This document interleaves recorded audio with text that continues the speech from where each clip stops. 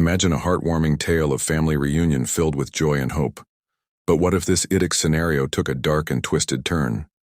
This case is a chilling reminder that even the most innocent-looking relationships are in fact the most disturbing. Meet Stephen and Katie, father and daughter, their lives intertwined by fate and circumstance. Their unusual family relationship hidden from the world would soon become the center of a TR magic saga. What begins as a seemingly ordinary story of family reunion would soon take a horrifying turn.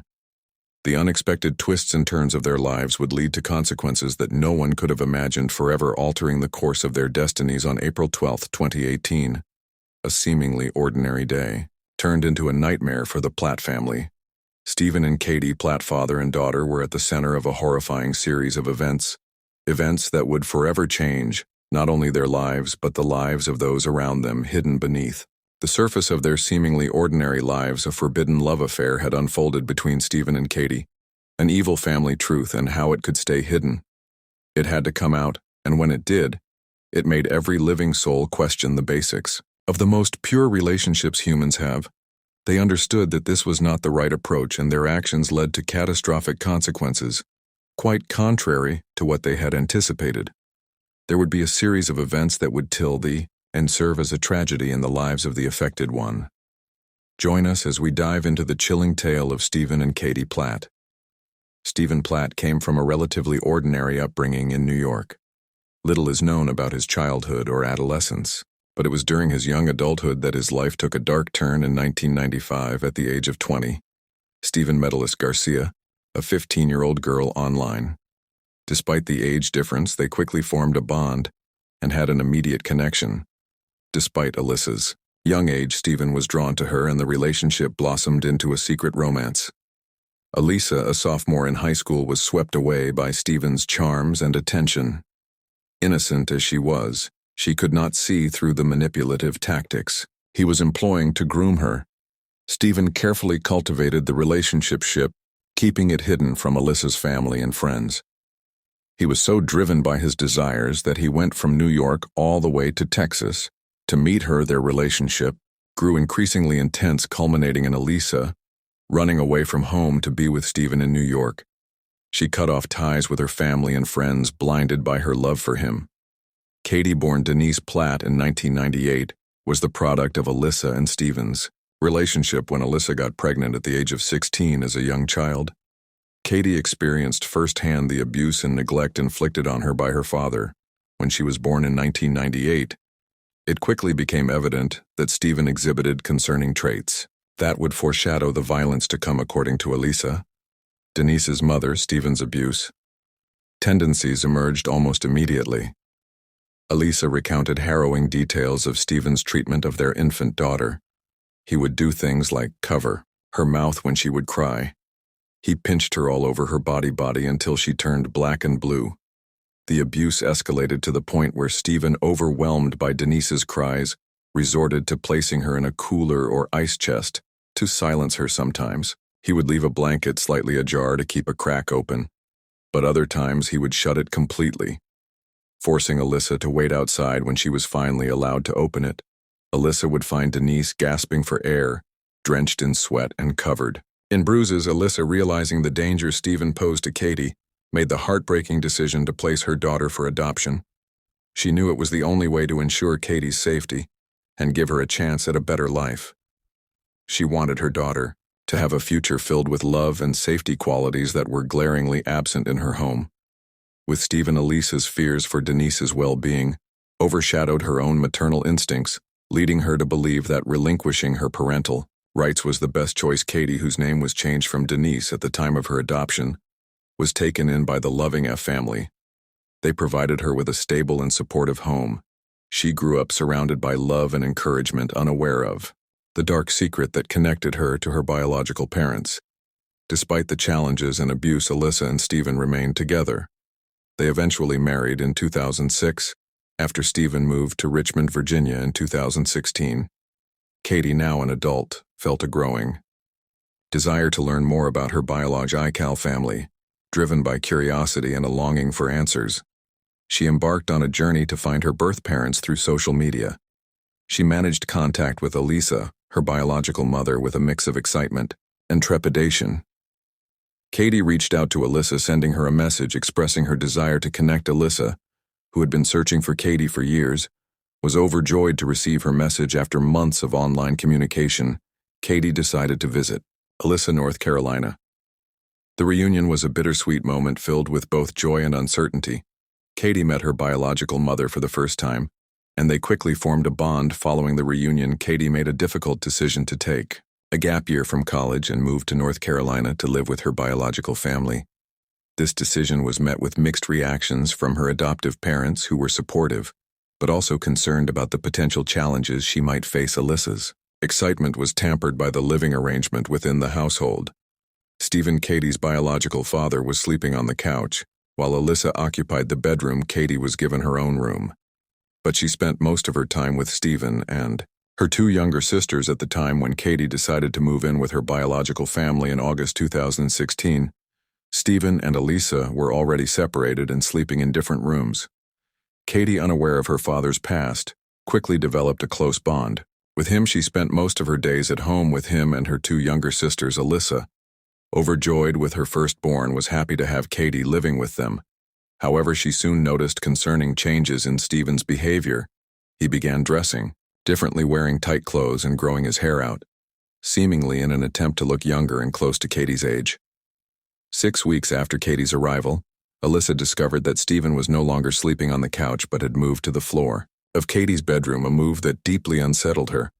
Alyssa confronted Stephen about his inappropriate behavior, reminding him of his violent past and warning Katie to be cautious around him.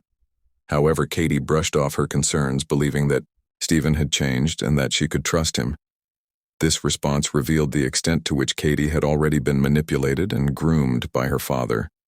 Alyssa's unease grew as she noticed the striking physical similarities between Katie and her younger self. One day, she could no longer ignore the disturbing dynamic between Saint and Katie.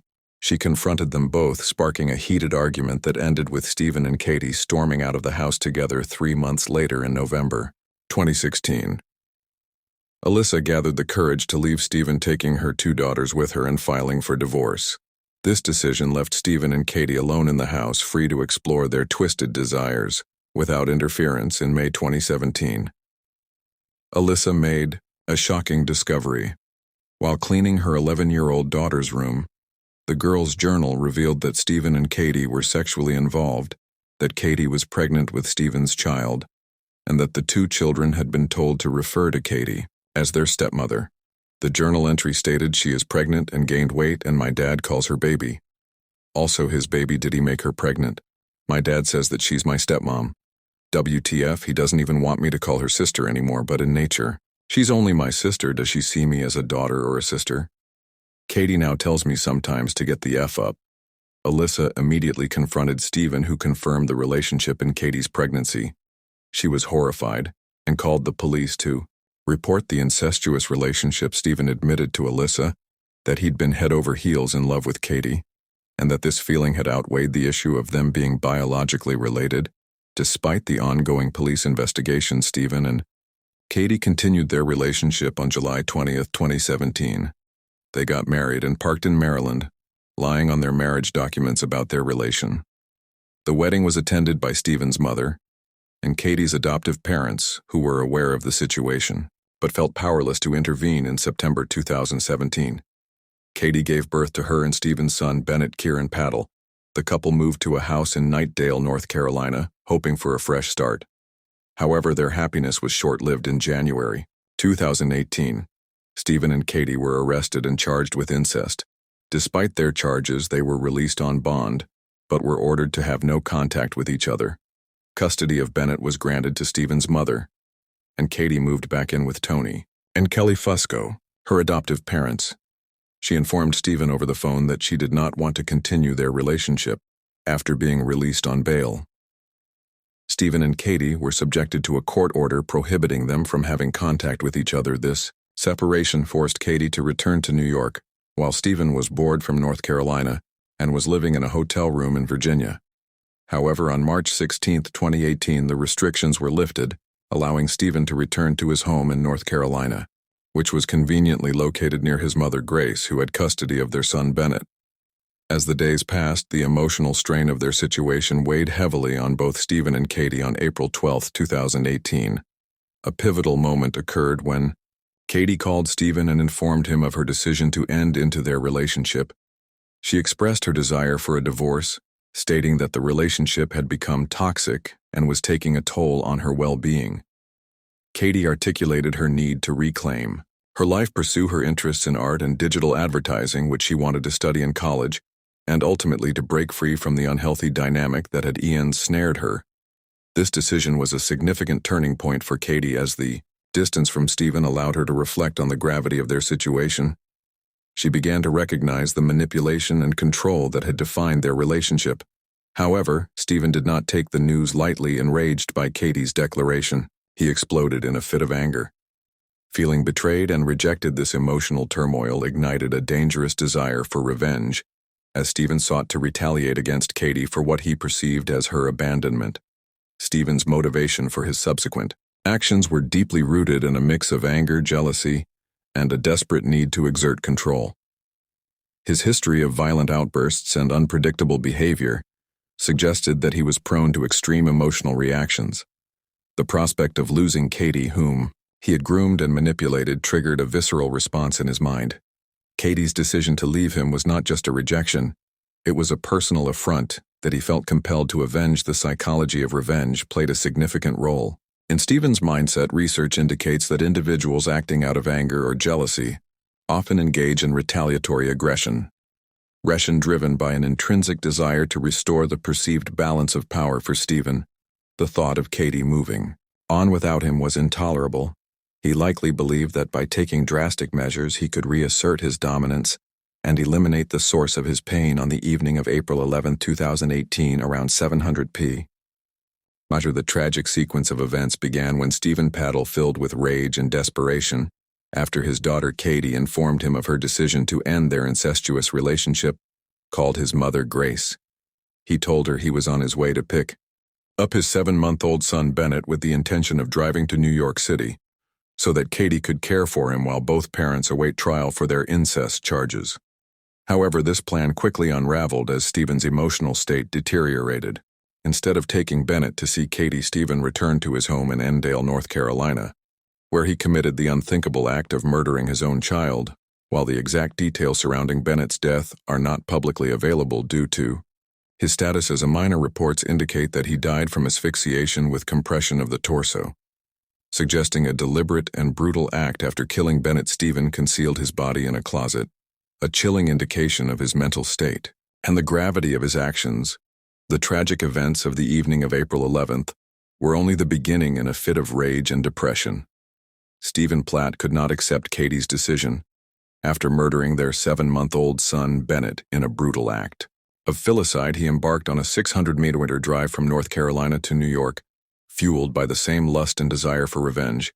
He arrived at the home of Katie's adoptive parents, Anthony and Kelly Fusco, parking his blue minivan across the street in the idyllic parking lot of a nearby liquor store. From there, he patiently stalked the family, waiting for the moment they would leave for their routine visit to Katie's grandmother's house in Waterbury, Connecticut, on the morning of April 12th. Stephen's patience paid off as anticipated. Katie and her adoptive father, Anthony Fusco, emerged from their home ready to begin their day. They climbed into their Toyota pickup truck, completely unaware of the danger lurking just a short distance away. Stephen followed closely behind in his minivan, his mind consumed with rage and betrayal. As they approached an intersection, the truck came to a stop at a red light. In that moment, Stephen seized the opportunity. He pulled up alongside their vehicle, rolled down his window, and brandished an arrow assault-type rifle. Witnesses later recounted the horror of that moment as they watched Stephen open fire on the truck, unleashing a barrage of bullets into the cabin. The sound of gunfire echoed through the quiet streets of New Milford, Connecticut, as Stephen emptied his weapon into the truck. Katie and Anthony were struck multiple times in the torso and had their lives extinguished in an instant. An off-duty firefighter who had happened to be in the vicinity witnessed the massacre unfold and quickly dialed 911 to report the shooting. In a frantic call to dispatchers, the firefighter described the scene, stating, "Someone just went by shooting this guy in the truck." The urgency in his voice conveyed the gravity of the situation as he provided details about The vehicles involved a blue minivan with South Carolina plates as the police arrived at the scene. They found the bodies of 20-year-old Katie Pladl and her 56-year-old adopted father Anthony Fusco, still strapped in their seats. Both had been killed instantly, victims of Stephen's uncontrollable rage. The investigation began immediately with law enforcement searching for the vehicle that had fled the scene. Meanwhile, Stephen's mother Grace was in a state of panic after Stephen had confessed to her about the murder. She called 911. Revealing the chilling details of her son's actions, the police quickly mobilized to locate Stephen, who had driven away from the scene of the double murder. Witnesses provided descriptions of the blue minivan, and law enforcement began to piece together the timeline of events. The search intensified as investigators realized the extent of the tragedy that had unfolded after committing the horrific double murder of his biological daughter Katie Pladl and her adopted father Anthony Fusco. Stephen Pladl fled the scene in a state of turmoil. The adrenaline from the shooting coursed through his veins, but it was quickly replaced by a chilling realization of what he had done. As he drove away from the intersection in New Milford, Connecticut, he was consumed by a mix of rage, despair, and guilt. In the aftermath of the murders, Stephen made a fateful decision to call his mother Grace. In a frantic and emotional conversation, he confessed to her the unthinkable acts he had just committed. "He killed his wife, he killed her father, and I can't even believe this is happening," she told the dispatcher, her voice trembling with disbelief and horror. Grace recounted how Stephen left Bennett dead at home. A tragic reminder of the violence that had unfolded. Stephen's confession revealed the depth of his turmoil as he described the murders and the tragic fate of their infant son Bennett, whom he'd also killed earlier that day after hanging up the phone. Stephen drove to Dover, New York, where he parked his minivan in a secluded area. The weight of his actions pressed heavily on him, and as the reality of his situation set in, he realized there was no escape from the consequences of his violent spree. In a final act of desperation, Stephen took a firearm and ended his own life. The self-inflicted gunshot wound marked the tragic conclusion to a series of events that had spiraled out of control, leaving a trail of devastation and heartbreak. The community was left to grapple with the aftermath of the violence, mourning the loss of Katie, Anthony, and Bennett, and reflecting on the tragic circumstances that led to such a horrific end. Following the tragic events of April 12, 2018, the investigation into the murders of Katie Pladl and Anthony Fusco, as well as the death of their infant son Bennett, quickly unfolded. The Endale Police Department and the New Milford Police Department worked in tandem to piece together the harrowing details of the case. The investigation began with a welfare check at Stephen Pladl's residence in Endale, North Carolina, after his mother Grace expressed concern over the comments he had made during a phone call which he made around 8:45 am. On the same day when the police arrived at the home, they discovered the lifeless body of a 7-month-old Bennett Pladl hidden in a closet. The circumstances surrounding his death were grim, and authorities quickly suspected foul play. Simultaneously, police in New Milford responded to reports of a shooting at an intersection where Katie and her adopted father Anthony were found dead in their vehicle. Witnesses described the horrific scene as Stephen's blue minivan pulled up alongside the pickup truck, and he opened-fired with an AR-15 style rifle, striking both victims multiple times. The evidence collected from both crime scenes, including ballistic analysis and witness statements, painted a clear picture of the tragic events that had transpired with Stephen Pladl, deceased from a self-inflicted gunshot wound. There were no further legal proceedings against him. However, the investigation revealed the complex background of the family dynamic that led to these murders. Stephen and Katie had been arrested earlier in January 2018 on charges of incest, adultery, and contributing to the delinquency of a minor. Both had been released on bail, but conditions prohibited them from contacting each other. Alyssa Pladl, Stephen's ex-wife and Katie's biological mother, expressed her anger and frustration over the court's decision to allow Stephen access to Bennett. She believed that the system had failed to protect the child, stating if anyone is brought up on charges of incest, they should never be allowed near minor children. Alyssa also criticized the lack of a psychiatric evaluation for Stephen before his release, highlighting the need for mental health assessments in cases involving such severe allegations. As the investigation unfolded, the legal complexities of the case became evident. Stephen's defense attorney, Rick Fredman, noted that the case was unprecedented and posed unique challenges for the legal system. He argued that Stephen and Katie's relationship was consensual, disputing claims that Katie had been manipulated or brainwashed by her father. Despite the absence of a trial, the evidence gathered during the investigation suggested a pattern of control and manipulation that had characterized Stephen's relationship with both Katie and Alyssa. The tragic outcome of these dynamics led to a chilling conclusion, with multiple lives lost and a community left in shock with Stephen Platt's death. There was no trial verdict or sentence to be rendered. The case concluded with the tragic realization that the legal system had been unable to prevent the horrific events that transpired. Alyssa Platt, while grappling with her own feelings of guilt and sorrow, continued to advocate for awareness around domestic violence and the complexities of family abuse. She emphasizes the importance of recognizing the signs of manipulation and control in relationships, hoping to prevent similar tragedies in the future. The aftermath of this case is a stark reminder of the devastating consequences that can rise from unchecked family relationships and the critical need for vigilance in protecting vulnerable individuals from harm. The Stephen and Katie Platt case ignited a wave of shock and outrage across social media and news platforms.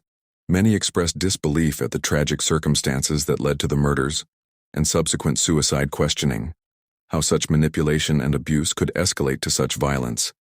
Commenters criticized the legal system for failing to protect the innocent, particularly in the light of the evident signs of abuse. Alyssa Pladl, Katie's biological mother, became a voice for the victims, lamenting the systemic failures that allowed this tragedy to unfold. The case sparked decisions about the need for better mental health evaluations and protective measures for vulnerable individuals. The disturbing case of Stephen and Katie Platt came into focus in an episode titled Murders in the Family from the true crime series Sex, Lies, and Murder.